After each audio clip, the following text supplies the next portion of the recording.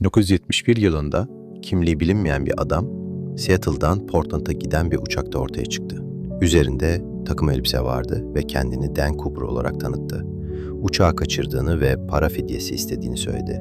Yetkililerle pazarlık yaptı, $200.000 aldı, ardından uçaktan paraşütle atladı. Ne cesedi bulundu, ne paranın tamamı. FBI yıllarca aradı ama bu gizemli adamın izine asla rastlayamadı. D.B. Cooper, Amerika tarihinin en büyük, çözülemeyen hava korsanı olarak kaldı.